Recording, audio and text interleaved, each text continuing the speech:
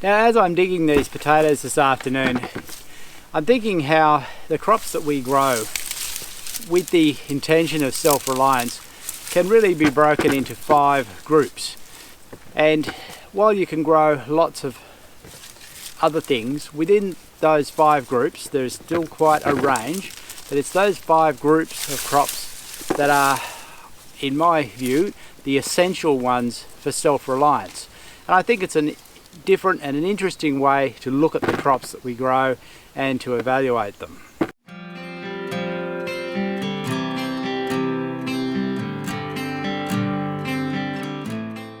So the first crop, of course, that I'm talking about is a staple.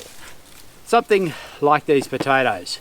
Potatoes are, look, one of the best staples I think that you can grow for a home garden, and certainly in cool and temperate climates they grow really well.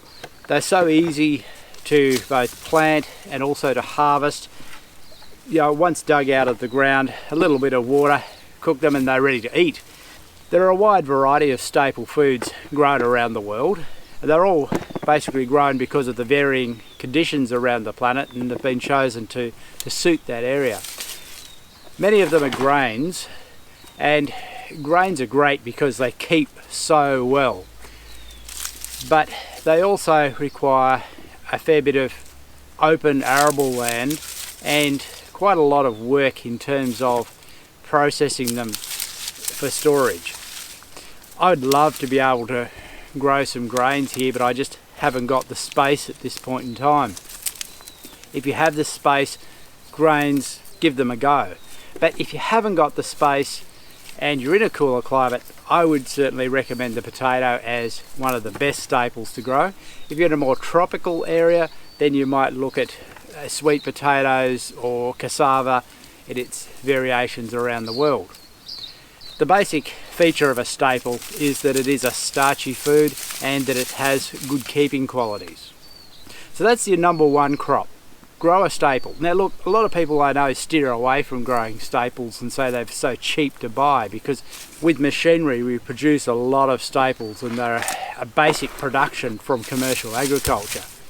But if you're interested in self-reliance, then I think a staple is really important to grow.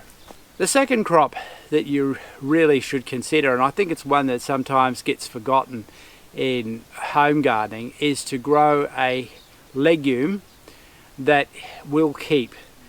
So a legume that can be potentially eaten fresh, but also can be dried and kept over winter. I think this is particularly important in cooler climates. Look, this year I experimented with growing chickpeas. Still in the process, not certain how that's going to turn out yet. A lot of people grow pole beans, which can be dried. My nephew does that, and it's a common thing in other parts of the world to grow beans and dry those and have them as a dried legume. One of the legumes that grows really well in Tasmania here and in cooler climates throughout the world is broad beans or fava beans. Now, they're so easy to grow and easy to harvest, so they're also worth considering as not only that fresh eating, but also for the dried potential as a legume. So that's crop number 2. Crop number 3 is a fairly obvious one. Most people do try and grow it, and that's a leafy green. Now, look, the variety of leafy greens is considerable. I think one of the best and most versatile is kale, but we really appreciate English spinach, silver beet. There's a whole range, cabbages, depending on climate, you know, that you can actually choose from and grow. But really important crop and essential really for good health. The 4th vegetable crop is also, I think, one that's really important for health, because look, you can survive often on just a staple. Like, I read that Irish labourers basically survived prior to the potato famine on just potatoes and had basically nothing else to eat. Now, you can live on that, but health is another question. So to keep healthy, the 4th crop is to grow a coloured vegetable. What am I talking about? Well, obviously things like carrots, beetroot, Also includes things like capsicums, peppers, and even some types of sweet potato can fall into this category. Maybe even pumpkins could be considered in this category as a coloured vegetable. But the more intensely coloured the vegetable is, the better it is going to be for you health-wise. So yeah, really beetroots, carrots are a great one to come back to. They keep quite well and are worth growing just from that point of view of getting those nutrients that exist only in highly coloured vegetables. The fifth and final crop that I'm talking about is not a vegetable crop, but is fruit. Look, sometimes it does get overlooked, but fruit I think is a really important component in our diets and worth growing as that fifth crop for self-reliance. Now, there's such a range of fruits that you can grow to ensure that you've got something throughout the year. But if you're in a cooler climate like I am, one of the major fruits that I think you should consider is apples.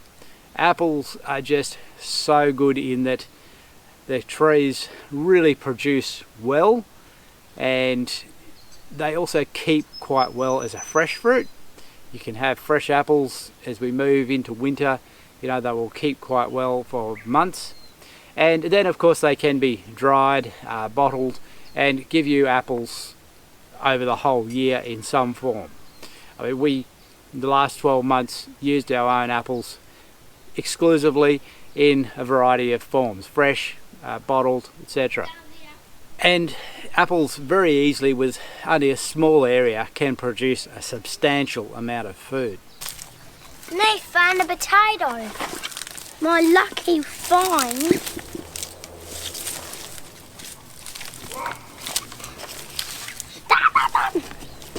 It's in my shoe. Blah, blah, blah. I'll be back in the film, Dad. So that's looking at self-reliance from a 5-crop perspective. Yes, I'm talking about a lot more than 5 individual types of plants that you might grow, and it's going to vary from climate to climate what actual things that you do grow. So thinking about it in terms of a staple, a legume crop, a green crop, a coloured vegetable crop, and a fruit crop. Simple way of actually organising and planning your garden for a self-reliance perspective.